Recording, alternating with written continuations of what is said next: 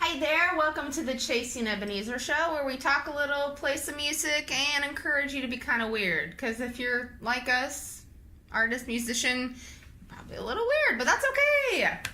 Yep, I'm Ben. That's what we tell ourselves, at least. I'm Ben. This is Heidi. Yeah. And we get to talk about a light subject today. Ben's addictions. Yeah, my addictions. There's so many to choose from. So many. I think the biggest one is in my hand right now. Yep.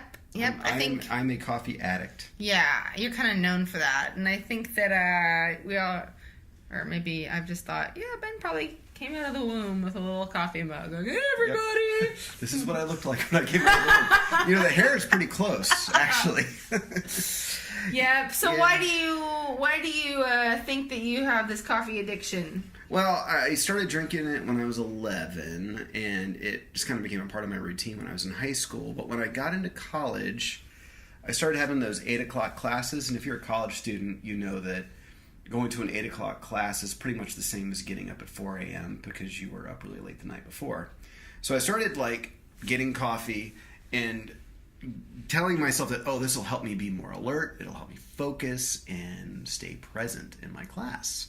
And that's pretty much carried on into adulthood for me. Yeah, but it's not just that you need it to be awake. If Ben is not with a cup of coffee in his hands, it's uncomfortable. It's uncomfortable for you. This is how bad it is.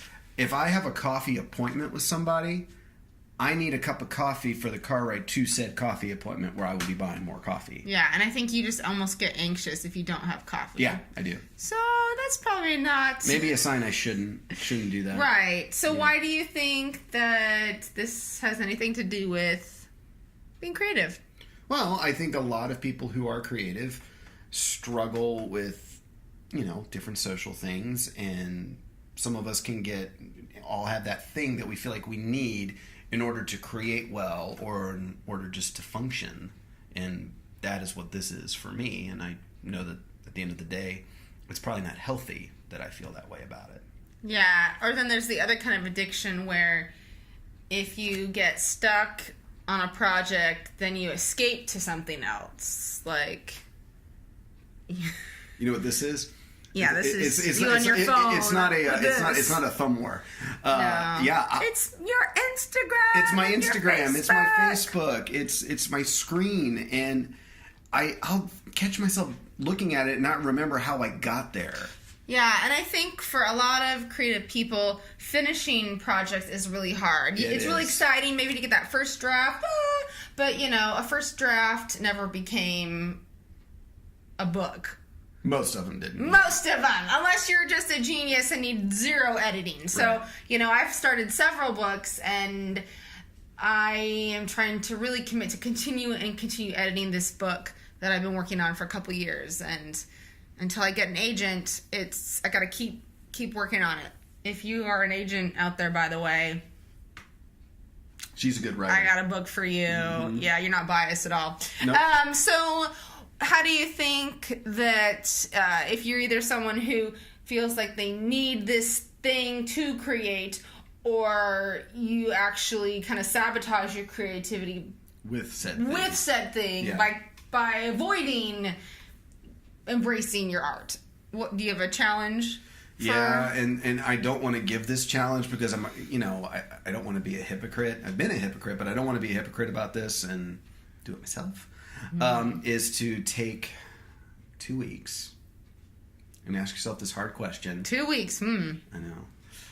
What is something that you feel like you need to be creative, or something that you use to avoid creativity or being engaged with your life? And give that up for 2 weeks. Journal your experience. Create without those things present. If it is a medical issue or anything like that, but please see a doctor first. We're not medical professionals, so. No. There you go. So does that mean then that you're going to not drink coffee for 2 weeks? From the time that this airs, yes. Okay, so. I have video recorded evidence of me saying this. Okay. All right. If you're my friend, batten down the hatches. Okay, I might be cranky. Facebook world or YouTube world, wherever you're watching this.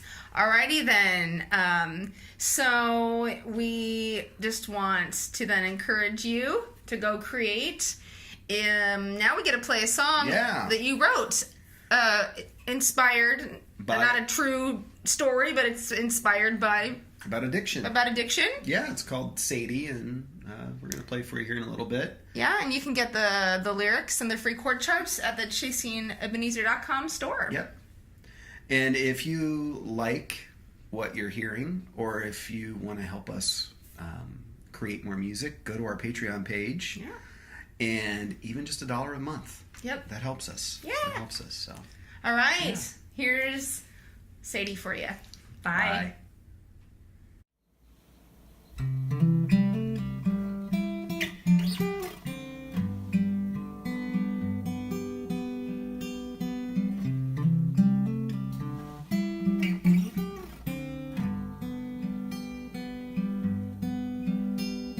Smile on my face, honey, I'm going out.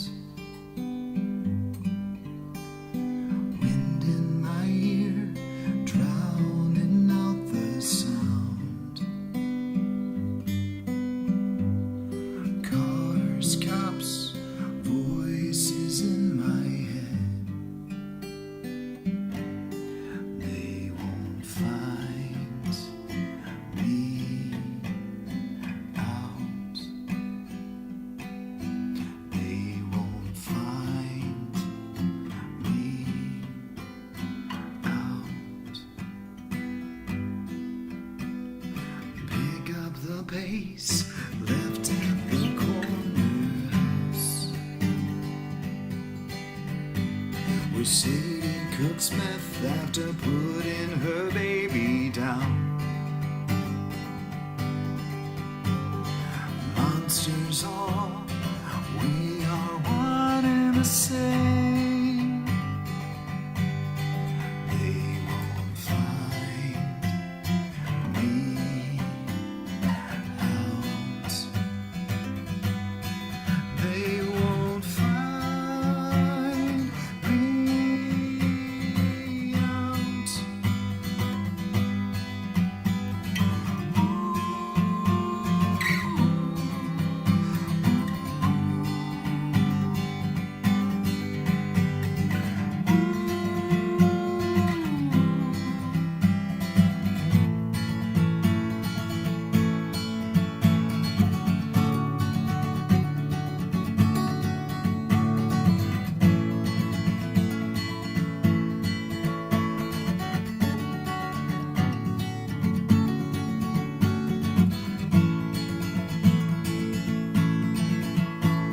Alone in the dark, I can be anything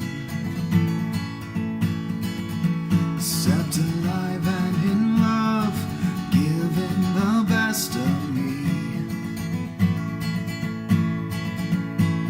Sleep in a grave of anonymity. They won't find me out. They won't find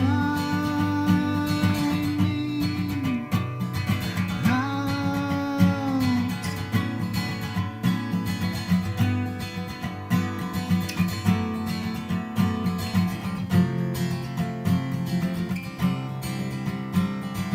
Red and blue, cops banging on the door.